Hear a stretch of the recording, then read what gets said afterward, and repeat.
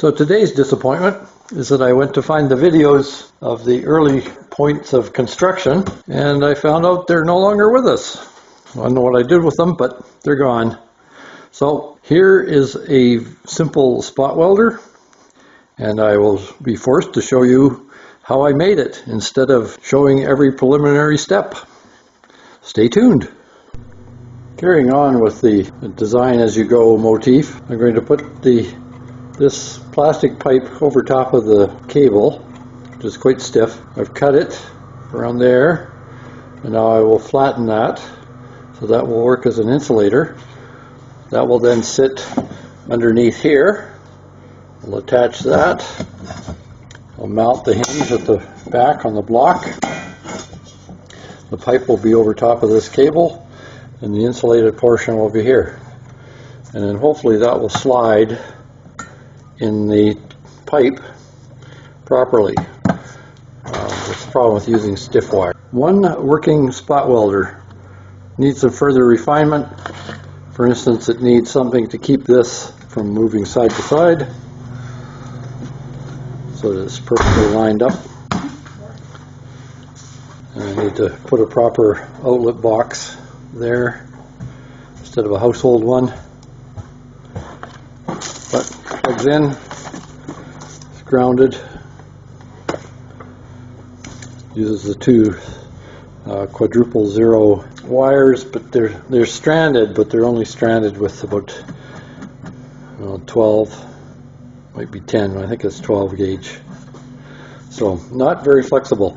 So I have to make this here. Turn the light on here in a sec. I have to put this 3/4 inch tube here, loosely held. All it's doing is allowing me to push down on the contacts. And then I cut it and used heat to spread this out so it insulates this piece. Not much chance of a shock, but being a little bit safer. So there's that aspect. It's screwed into place with wood screws. There's 2-inch screws into this from the bottom. It's an old microwave transformer. Took out the high voltage winding by cutting it. I did try to unstrand it, but it wasn't worth the effort. And then a loose clamp here so that the plastic tube, which is only really an insulator, and a guide for the wire is in place. So I have to rig up something to stop this from swinging back and forth like that. Bigger hinge, I'm not sure. And this serves as the handle, so having something on top of here would be good. And I will show you how it works. The metal has to be unpainted. It will not work on painted metal. The voltage here is very low. And I haven't measured it, but I would think with that kind of ratio between the primary and the secondary, this being the secondary, it's going to be down around 2 volts. There it goes.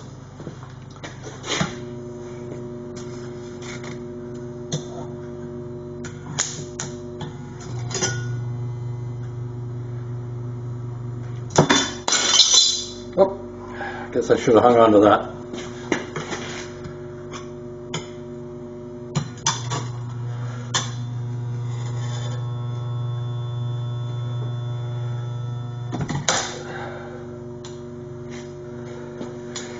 Well, now we see we need a better contact here. Let's try that.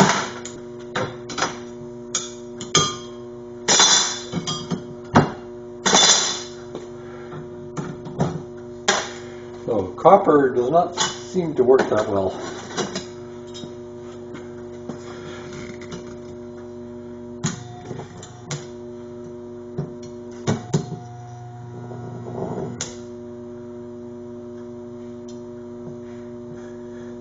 Not supposed to weld to it. That was the theory anyway. So I need better studs in there, obviously. I have seen several videos where they showed using copper. That apparently doesn't work. So I'm not sure where you get tungsten bolts, but that's the next step. Well, let's see how strong it is. This is the last one I did here. See, it's got some copper on it. And it appears to be sufficient.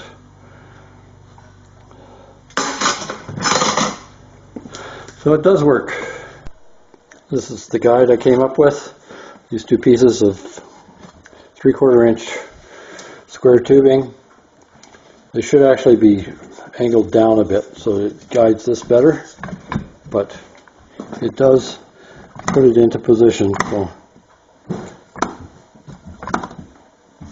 much better than it was. And just some paint in there. Just to show a few last minute mods here, I cut these, bent them up so it guides it a little sooner than actually just before it makes contact. Down here at the tip. So don't look too close at the weld. I seem to be getting worse, not better. But that's the idea anyway. That guides it into place. This is all adjustable for angle and placement. So I've clamped the bottom cable here. These cables are quite stiff, so they're a little hard to work with. And then I've added nuts underneath here and here. That will control tilt. And I've added this one here, which controls the tilt of this tip. So I'm using Lincoln tips now. See how those work. Now, the copper bolts didn't work, but I'm wondering if that was because there's some kind of alloy, copper mixed with something else. So try this. See what this does. So using my couple of scrap pieces of metal, they are spot welded already from previous efforts. So I will try and weld it right there. There's a bit of a gap there, so I'll clamp it first in the vise to make it flat. There you go, that's better. Try that.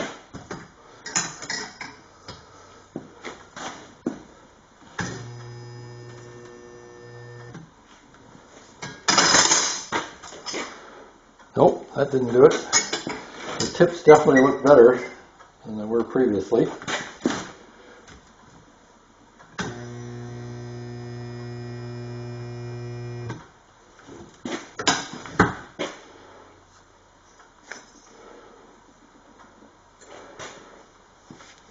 It is welded now. It's got a slight indent. That's a good sign. Seems to be holding.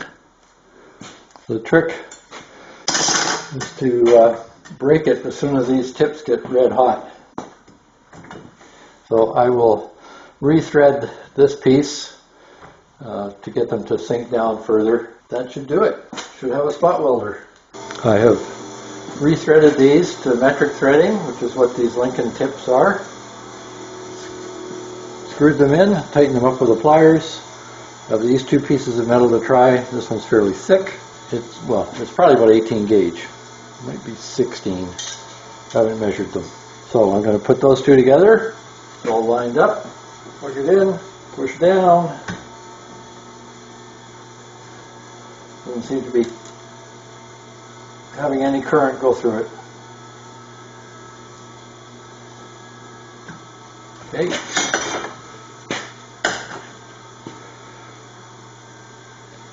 Yep. Okay, I will grind off the other side. According to the gauge I found,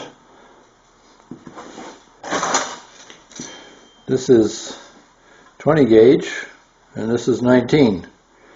Now this is scrap metal, so that could be anything, but I never remember buying 20 gauge metal. I thought I only bought 18. So either I got ripped off, it was a mistake, or the gauge is wrong. But I'm going to assume this is 19 and 20. So I've ground them off both sides. Hopefully we'll get some conductivity this time. Needs a little more, I think. Try that.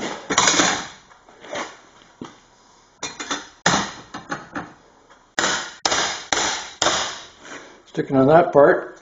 Oh, I can turn it, so there you go. That broke. Try that again.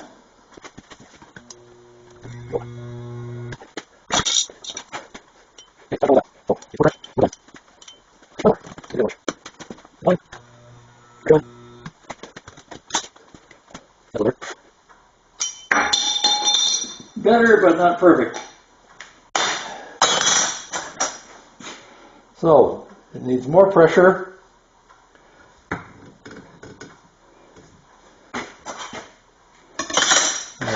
Fairly thick metal. Might need a longer handle up here and put more pressure on it.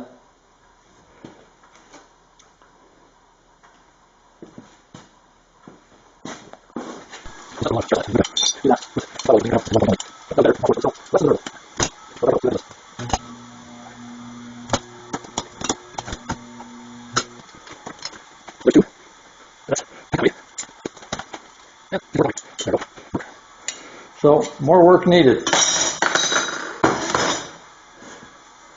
Thinner metal works better. One more try. Ground that off again. Try it with this metal.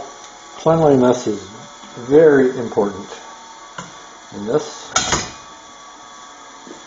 See what we got here.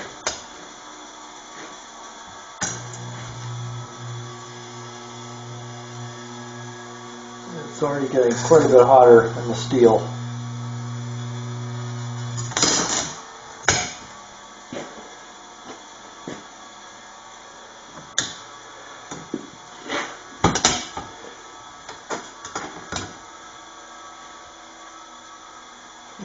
Try again.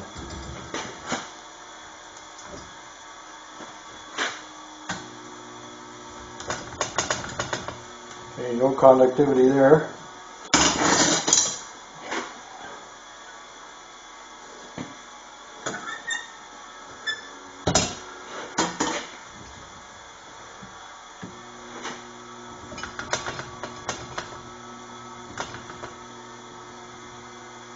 Nope, same thing. Definitely could use another winding. I'm really sorry I didn't use the battery cables for that. But having limited success at the moment, these do work loose. Another disappointment.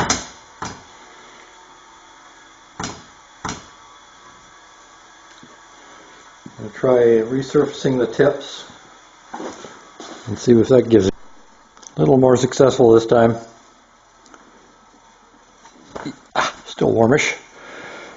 What I found I had to do was continually tighten these. They work just slightly loose, and then that restricts the current flow quite a bit. Once again, low voltage causing a problem. So I would definitely recommend using battery cables instead of this heavy gauge copper wire that it's very difficult to get any coils in there. But it is a functional spot welder.